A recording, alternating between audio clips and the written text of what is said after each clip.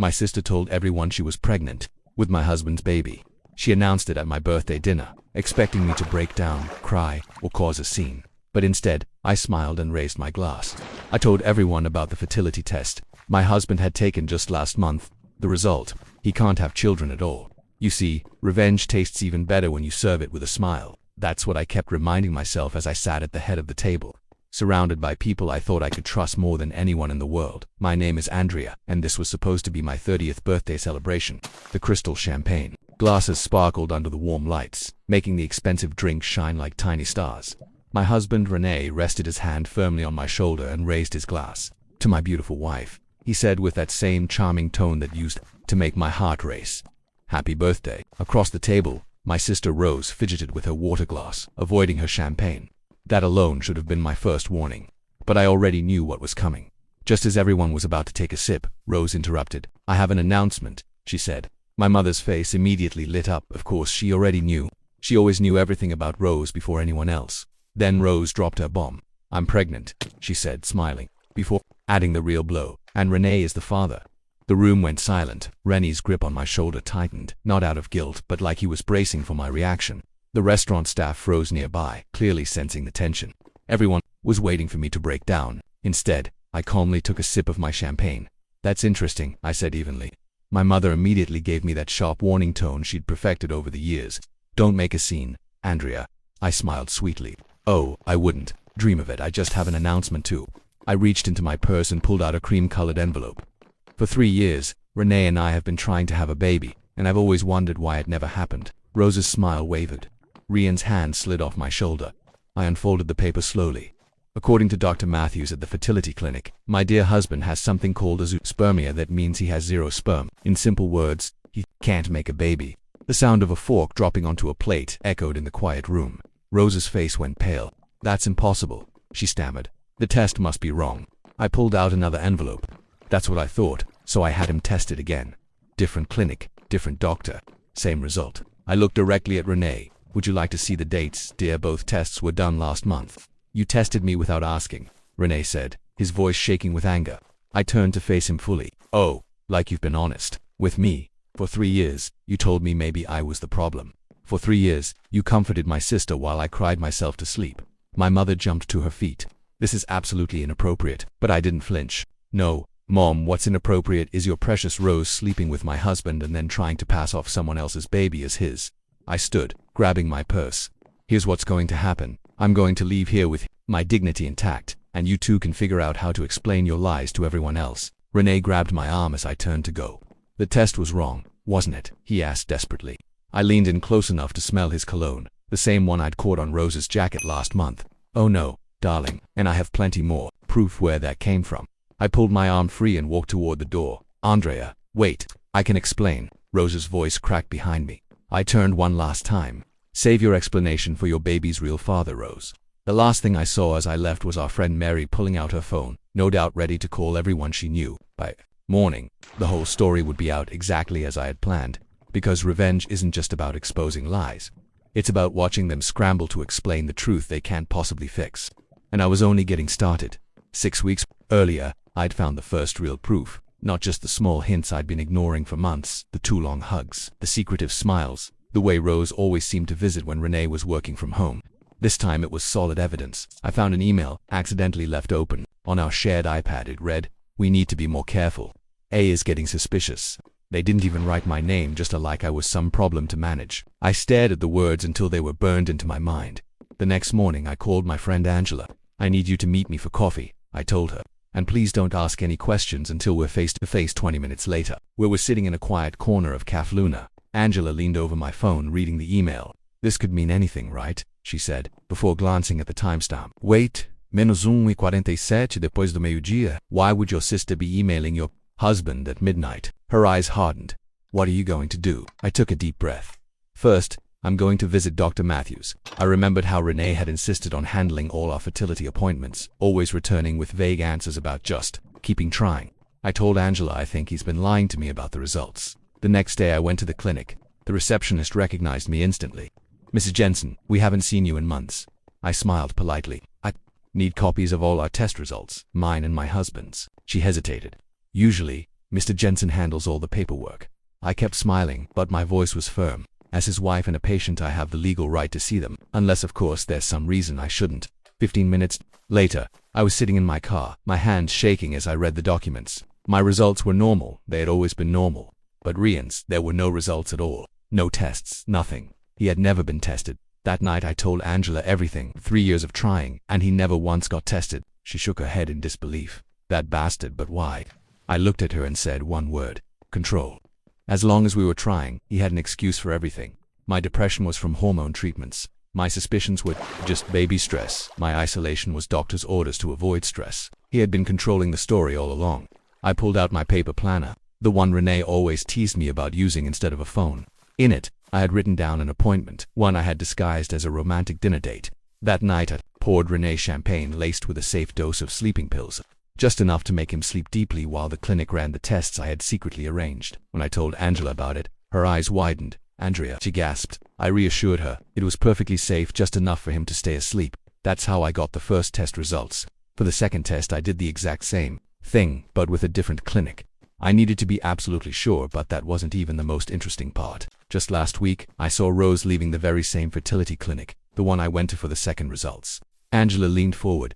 "Do you think she's actually pregnant?" I smirked. "Oh, I know she is. She's been avoiding wine at family dinners, claiming she's on antibiotics." Then I showed Angela my phone, scrolling through a set of photos I had taken. In them, Rose was meeting someone, and it wasn't Renee. In one shot, the man's face was perfectly clear. Dark hair, handsome, familiar. "That's Ricky," I said, "her ex from college." I had already found him on social media, where he and Rose had been liking each other's posts for months. My guess was that she was using her affair with Renee as a way to trap him, make him leave me. But the irony, she didn't know Renee couldn't have children. He had been lying to her too. Angela squeezed my hand. "What's your plan?" I pulled out an elegant cream-colored invitation to my birthday dinner. "I'm going to let them make their big announcement, let them think they've won, and then—" My voice turned cold. "I'm going to destroy everything they think they know." Angela stared at me. "This isn't just revenge. This is nuclear." I met her eyes. They didn't just betray me. They made me doubt my sanity, my worth, my ability to be a mother. I don't just want revenge. I want consequences. I want destruction. I want accountability.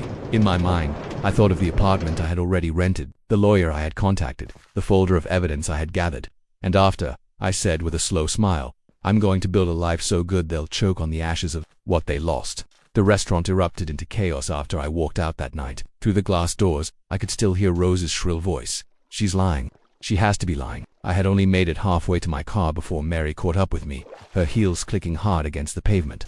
She grabbed my elbow. "Andrea, wait." I always thought something was off about Rose, the way she'd hang around Renee at office parties, touching his arm, laughing too loud at his jokes. My voice was flat. "You knew?" She shook her head. "I suspected. I just didn't want to believe it." She glanced back toward the restaurant. "What are you going to do now?" I pulled my keys from my purse. "Now I'm going home to pack a bag." When I got home, Reen's car was already in the driveway. I found him pacing in the kitchen, phone in hand. "Where have you been? I called you 6 times. I brushed past him to the bedroom and pulled out the suitcase I had hidden in the back of my closet weeks ago. "Andrea, stop. We need to talk about this." He followed me to the doorway. "That test, there must be some mistake. We can get another opinion." I didn't look at him as I packed. 3 years, I said. 3 years of watching me blame myself, take medications, go to therapy, all while you were sleeping with my sister. He stepped forward. "It wasn't like that." I spun around to face him. "Then tell me what it was like. Renee, explain how you could watch me cry every month when my period came, knowing you could never get me pregnant, even if you wanted to." His phone buzzed. Rose's face lit up on the screen. I zipped up my suitcase. "You should answer that. Sounds like your girlfriend needs you." He stared at me. "Where are you going?" "Away from you," I said simply. As I drove away, my phone lit up with messages from Rose. "We need to stick to our story. She's bluffing. Answer me. You're ruining everything." I switched off my phone and kept driving to Angela's house. She was waiting on the porch with a bottle of wine and 2 glasses. "Mary called," she said as I sat down. "Apparently Rose had a total meltdown after you left. Started screaming that you've always been jealous of her." I took a long sip of wine. "Remember 2 months ago when I told you I saw Rose at the fertility clinic? I did more than just see her." I pulled out my phone and showed her a picture. Rose talking to a nurse, her hand resting on her still flat stomach. "She was there for a prenatal appointment," I said, "and she used her old insurance card, the one from when she was still with Ricky." Angela's eyes widened. "Her ex, the same one she's been meeting for coffee." I nodded, showing her another photo of Rose and Ricky outside a cafe, his hand resting on her lower back. He's been posting cryptic messages online about second chances and unexpected blessings. Angela grabbed her laptop and started typing. My phone buzzed again, a message from Mary. Renee is telling everyone you're having a mental breakdown. Rose is backing him up. Angela turned her laptop to me, found him look at his social media. On the screen was a hidden folder of photos, Ricky and Rose, on dates over the past few months. The timestamps matched perfectly with when she would have gotten pregnant. My phone rang again, this time it was my mother. The moment I answered, her voice was sharp with anger. What you did tonight was unforgivable. I laughed bitterly. What I did? What about what Rose did? She shot back. She's your sister and now she's carrying your husband's child. I cut her off. No, mother. She's carrying someone else's child and trying to pass it off as real. But don't worry, I'm sure that won't affect her status as your perfect daughter. You've always been jealous of her. She hissed. No, I said quietly. I've always been your scapegoat, but not anymore. I hung up before she could respond. Angela was still typing when she froze. Look at this, she said. On her screen was a comment Ricky had left on one of Rose's old photos. Best night of my life. The date was 4 months ago. Angela's voice was calm but firm. You need to talk to him. I nodded slowly. Oh, I plan to. But first I need to make a few calls, starting with Reen's company. Angela's eyebrows lifted. What? Are you going to tell them? I smiled to myself, remembering the financial documents I had found while searching for fair evidence, proof that Renee, the VP of Finance, had been falsifying company reports. The truth, I said simply. And that's just the beginning. Because revenge isn't just about exposing lies. It's about pulling every single thread until the whole thing falls apart. When I finally met Ricky, it was at a small coffee shop far from anywhere Rose or Renee might see me. He was already there when I walked in, nervously playing with his paper coffee cup. He looked exactly like his pictures, clean-cut, handsome, and that boy next door way Rose had always liked. I slid into the seat across from him. Thanks for meeting me, I said. I'm Andrea, Rose's sister. He avoided my eyes. Look, I'm not sure what this is about. I leaned forward. I think you know exactly what this is about. I put my phone on the table so Ricky could see the picture on the screen. It was him and Rose standing outside the fertility clinic. 4 months ago, holiday party at the Grand Ring, remember? I asked. His face went pale. She told me she was single, he whispered. I took a slow sip of my coffee. Well, she's pregnant now, Ricky, and she's trying to pretend it's my husband's baby. His coffee cup tipped over, spilling everywhere. She's pregnant. About 4 months along, I said. Interesting timing, don't you think? His hands shook as he tried to clean up the mess. We used protection. She told me she was on birth control. I gave a small smile. Rose has never been good at telling the truth. I pulled out a paper. I need you to sign this SIT's permission for a paternity test, just in case. He hesitated. If I sign this, Rose will know I spoke to you. I leaned closer. Rose is already about to lose everything. The only question is, do you want to know the truth? He signed. Across town, things were falling apart for Renee. His assistant had forwarded me emails, his co-workers were avoiding him, and his boss was questioning his position. The board of directors had even called an emergency meeting. I had sent them an anonymous tip about how he faked reports, along with proof from his fertility tests, and a little reminder about trustworthiness. That's when my phone buzzed. Texted, Rose just showed up at your mom's house, full waterworks. I drove over and parked across the street. Through the window I saw Rose crying dramatically on the couch while my mother patted her hand, the perfect victim. As always, I walked right in. How dare you?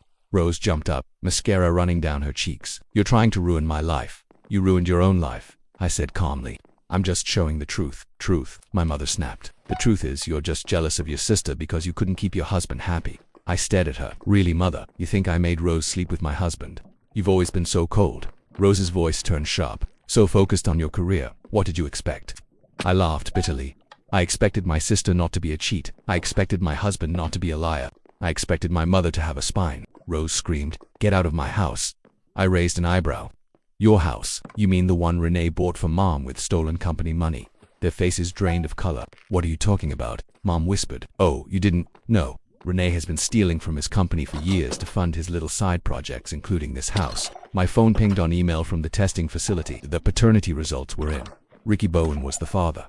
Perfect timing. Want to know who's really the father of your baby, Rose? I asked. She lunged for my phone, but I held it away. Don't worry. Everyone will know soon enough. I'm sure Ricky will be thrilled. Rose swung at me screaming, "You're lying." I stepped back. Like you lied about the baby being Renee's. Like you lied about birth control. Like you've lied your whole life. My mother grabbed my arm. Stop this now. I pulled away. No, mother. I'm done stopping. I'm done being quiet. I'm done watching Rose ruin everything while you protect her. Rose's voice shook. No one will believe you. I smiled. They already do. I walked toward the door. Oh, and Renee's company just froze all his assets, this house included. You might want to start packing. As I got into my car, I could still hear Rose screaming, but for the first time, I didn't feel guilty. I felt free. The idea for the family brunch was mine. I sent a group text asking everyone to meet and talk things out. Angela thought I was crazy, but she didn't see my little smile when they all agreed. I picked the country club. It was neutral territory, had plenty of witnesses, and most importantly, had a great audio-visual system. Rose came first, wearing a flowy dress that showed her small baby bump. Her eyes were red from crying, but she held her chin high. "I'm only here because Mum insisted," she said. "Of course you are," I smiled. Soon, my mother Renee and even a few extended family members arrived. Renee leaned in. "Can we talk in private?" "Oh no," I said sweetly. "Everything I have to say will be in front of everyone." When everyone was seated, I stood up. "I want to apologize for my behavior at my birthday dinner." Rose's face lit up. My mother nodded. "I shouldn't have exposed your lies so quickly," I said. "I should have been more thorough." I clicked a remote, and the big TV lit up. "What is this?" Rose asked sharply. "The paternity test results I got yesterday," I said. The document appeared on screen, showing Ricky Bowen was the father of her baby. "Congratulations, sister. Ricky's going to be a daddy." The room erupted. Rose jumped up, knocking over her water. "You can't do this." "I already did." I clicked again. Photos of Rose and Ricky at secret meetings, the clinic, the holiday party. "You remember Ricky, don't you, Renee?" I asked. Renee's chair clattered to the floor as he stood. "You told me he was out of the picture." "She tells everyone what they want to hear," I said. I clicked again. Bank statements popped up, and here's how Renee paid for your house. Mother embezzled company funds. Oh, and money funneled to Rose for her pregnancy needs. Sleeping with 2 men gets expensive, I guess. Rose lunged, but Aunt Mary caught her. "Don't," Mary warned. Rose shrieked. "She's destroying everything." I shook my head. "No, Rose, you destroyed everything the moment you tried to take what was mine." I looked at Renee. "By the way, your company's legal team wants to meet me tomorrow. They say I'm a material witness." Renee sank into his chair. My mother's voice wavered. "You've lost your mind." "No," I said. "I finally found it." One last click. A video played. Rose and Renee in his office, planning how to tell me about the pregnancy and break me. "How did you get that?" Renee shouted. I smiled. "You really should change your email password and check your office for hidden recorders." I grabbed my purse. "Oh, and Rose, Ricky's lawyer will be in touch. Something about fraud and emotional damages." "I'll deny everything," she hissed. "With what proof?" "The paternity test is legal, the money trail is clear, and the video speaks for itself. But please, go ahead and deny it. The media will love your side of the story." Rose froze. "The media? Oh, did I forget to mention? Mary's been live streaming this whole meeting to her followers." Mary held up her phone, smiling. Rose saw the comments flooding in. I stepped closer. "You always wanted the spotlight, Rose. Here it is." "How's the spotlight feeling now?" I asked quietly. My phone buzzed, and I saw Rian's company calling again. I put it on speaker. "Mrs. Jensen, this is Howard from legal. We need to discuss some irregularities in your husband's financial documents." I kept my eyes on Renee as his face turned pale. "Of course," I said calmly. "I'll bring everything I have to our meeting tomorrow." I hung up and looked at my broken family one last time. I'd love to stay and chat, but I have a meeting with my lawyer. Divorce papers don't refile themselves. I turned and walked away as Rose collapsed into sobs. My mother tried desperately to comfort her, and Mary continued quietly narrating to her followers. I didn't look back. I didn't need to. The truth was finally out, and it was far more devastating than any lie they had ever told. The next day, my mother showed up at my temporary apartment without warning. She looked older, worn down by the weight of the scandal. "We need to talk about what you've done," she said, pushing past me into the living room. I closed the door softly. "What I've done. Not what Rose did. Not what Renee did." She sat down, her hands trembling as she smoothed her skirt. "I always feared you'd inherit your father's coldness. This calculated revenge." Exactly what he would have done. My voice was sharp. "Don't you dare compare me to him. He abandoned us. I'm protecting myself. They destroyed themselves. They destroyed themselves. I just showed everyone the truth." My phone buzzed with a message from Angela, saying she'd found something else. Before I could read it, my mother spoke again. "Rose is devastated. She can't eat, can't sleep." I cut her off, like I did for 3 years, while she was sleeping with my husband, while you were helping her hide it. My mother's face went white. "I never save it," I said. "Mary told me everything. The lunches where you helped her plan how to tell me. The money you helped her hide." I pulled up my phone and showed her the transfer records. "Did you think I wouldn't find out?" She shook her head. "I was trying to protect the family." I stared at her. "No, you were protecting Rose like always." I sat across from her. "Tell me something, Mother. When did you stop loving me? Was it when Dad left, when I refused to play the perfect daughter, or when I started succeeding without your help?" The silence between us was heavy until Angela burst into the room, holding papers. "Andrea, you need to see this." She stopped when she saw my mother. "Sorry," I didn't know. It's fine, I said. What did you find? Angela looked at my mother, then at me. Renee took out a $50,000 loan in your name. He transferred it to Rose's account 3 months ago. My mother's sharp intake of breath told me she already knew. You knew about this too, didn't you? I asked. She whispered Rose. Needed help, fertility treatments, prenatal care. I laughed bitterly. Fertility treatments she didn't need because she was already pregnant by someone else, or prenatal care she charged to Ricky's insurance. Angela handed me the documents. There's more. The bank is investigating fraud. They've frozen all your joint accounts. I looked at my mother. You might want to warn Rose her credit cards won't work soon. My mother stood up unsteady on her feet. You'll regret this vindictiveness. I opened the door. No, Mother. I regret the years I wasted trying to please you. I regret believing Rose could change. I regret trusting Renee, but this I'll never regret. After she left, Angela poured us each a glass of wine. You okay? She asked. I stared at the papers in my hand. No, but I will be. My phone rang. It was my lawyer, Ryland. Andrea, we need to meet now. An hour later, I sat in his office as he spread out papers across his desk. It's worse than we thought, he said. He's been embezzling for years, using company money for personal expenses, falsifying reports, and that loan in your name. We can prove fraud. Your signature was forged. The company wants to press charges. They need your cooperation. I thought about Reen's smug face when he dismissed my concerns, about Rose's triumphant smile at my birthday, about my mother's constant defense of them. What do you need from me? I asked. Everything: emails, texts, financial records. I slid a USB drive across the table. I have everything. That night, alone in my apartment, I finally broke down. Not over losing Renaa, that pain was nothing more than wounded pride now. Not over Rose's betrayal, I'd always known she was capable of it. I cried for the years I had wasted trying to be the perfect daughter, wife, sister for the life I built on lies. My phone lit up with a text from Angela. Turn on the news. There it was, Reen's company announcing a fraud investigation. Rose's social media accounts shutting down after floods of hateful comments, and my mother's country club membership under review. Their carefully crafted image was falling apart, and underneath was the ugly truth. They had all chosen their roles in this story. Now they would face the consequences. At 3 a.m., the blaring of my security alarm woke me. I grabbed my phone just as I heard glass shatter downstairs. Andrea Reen's voice was slurred with anger. I know you're here. I pressed the emergency button on my phone, the one Ryland made me install after getting a restraining order. Then I called Angela. He's here, I whispered. He broke in. Police are on their way, she said. Don't engage. Stay in your room. But Reen's heavy footsteps were already on the stairs. You ruined everything, he shouted. My job, my reputation, your chance to steal money. I called back, gripping the baseball bat I kept beside my bed. Your chance to play happy families with my sister.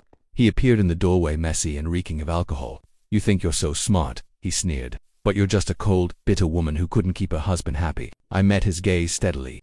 And you're just a pathetic thief who couldn't keep it in his pants. I lifted the bat. Get out before the police arrive. Renee jumped at me, but he was slow from all the drinking. I moved out of the way and hit his knee with the bat. He screamed and fell to the floor just as the police sirens came closer. I looked at him and said calmly, you broke the restraining order. That's going to look great in court. The police rushed in with their guns ready. They grabbed him, put their handcuffs on, and read him his rights while he yelled and swore. I pointed to my security cameras and told the officers, you should add breaking into my house to the charges. I have the whole thing recorded. The next morning, Angela came over with coffee and some juicy news. Rose is losing her fame. Half her followers are gone overnight, she said. I scrolled through my phone, seeing the top story. Maternity. Queen Rose Holland exposed in family scandal. Angela said Rose was trying to make excuses, telling people I was crazy. Is that why she's hiding from Rick's lawyers? I asked, showing Angela an email from Ryland. Rick was suing her because she lied about who the baby's father was to get money. My phone buzzed again, this time from Mary. She said Rose had tried to go to the country club, but they had taken away her membership. She had a full meltdown right there in the lobby. Angela shook her head and said, your sister always loved an audience. I pulled up a local news site. Reen's arrest was on the front page, with his mugshot and details about the company's fraud investigation. Angela asked if my mom had called me. I showed her the long list of blocked calls. She probably wants me to drop the charges to save the family name. I laughed. Some family. I decided I would end this whole story where it began. The cafe where I first caught Rose meeting Ricky. She was already there when I walked in. She looked smaller than before, her fancy clothes replaced with plain maternity ones. Come to gloat? She asked. No, I said, sitting down. I came to give you this. I handed her a gift bag. She pulled out a baby pacifier wrapped in newspaper stories about her scandal. Her face fell. Why are you doing this to me? She asked. I leaned forward. This isn't about revenge anymore. It's about consequences. Every choice you made, every lie you told, brought you here. She tried to say she didn't mean it, but I cut her off. Yes, you did. You meant to steal my husband. You meant to pretend another man's baby was his. You meant to wreck my life. I stood up, but here's the thing about wrecking someone, you can end up wrecking yourself. Tears poured down her face. I hate you, she whispered. No, I said, you hate yourself. That's not my problem anymore. I dropped a manila envelope on the table. By the way, Ricky's lawyers want me to give you this. They're going for full custody of the baby. I walked out while she sobbed. I didn't need to look back to know her pain was real. My phone buzzed again. This time it was Ryland. Renee had admitted to all the charges, and the company wanted to settle with me for 7 figures. I smiled, thinking about the new life ahead of me, the peace I had fought so hard for.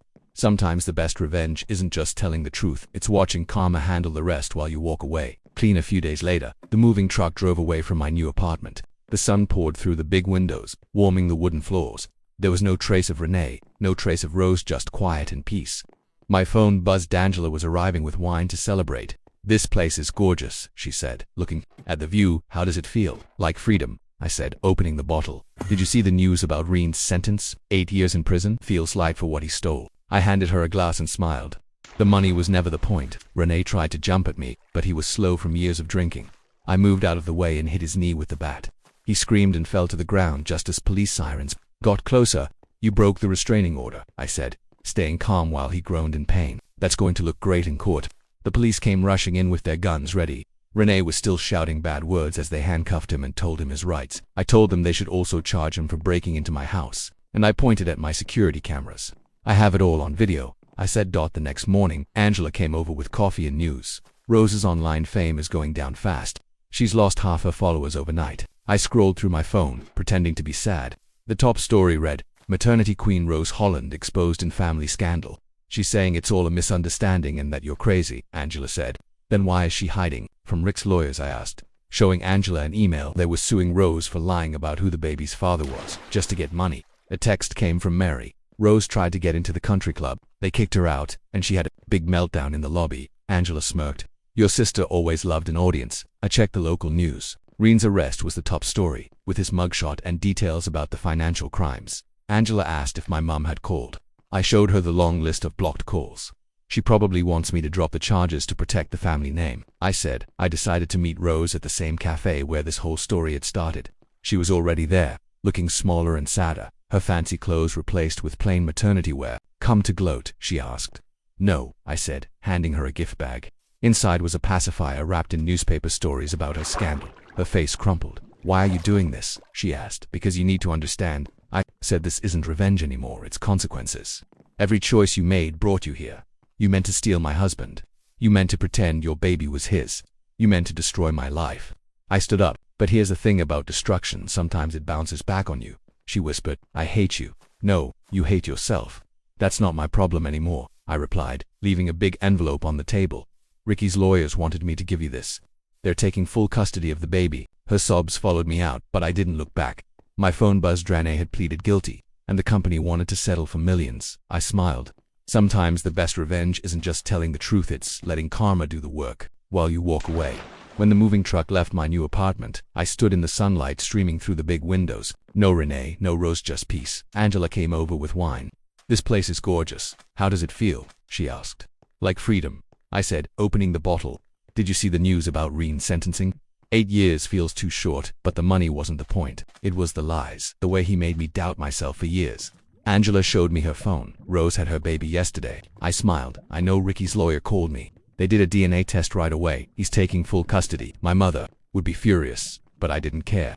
She'd chosen her side when she tried to bribe me to drop the charges. Mary showed up with a plant and a thick envelope from Reen's sister. Inside were old photos of me and Renee, and at the bottom was a letter from Rose to Reneriton 3 years ago. They had been planning all of this for years, and now they have nothing, Mary said. A text came from Ryland. Settlement check cleared. You're officially a very wealthy woman. Mary asked what I'd do with the money. I showed them my laptop, confirmation for a big donation to help women who had been lied to or abused during fertility struggles. It's about turning something ugly into something beautiful, I said. Later, I got a package from the fertility clinic where I first learned the truth about Renee. Inside was a letter offering their services for free if I ever wanted to start my own family. Are you going to? Angela asked. Maybe, I said, but only if I choose to, not because I need it to feel whole, and not because anyone expects it.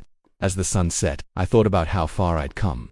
My phone rang. It Was Rose calling from a blocked number? I declined and blocked her again. You know what I learned? I told Angela and Mary they thought I'd fall apart and need them so badly I'd forgive anything, but I didn't. I built myself a balcony to watch them fall.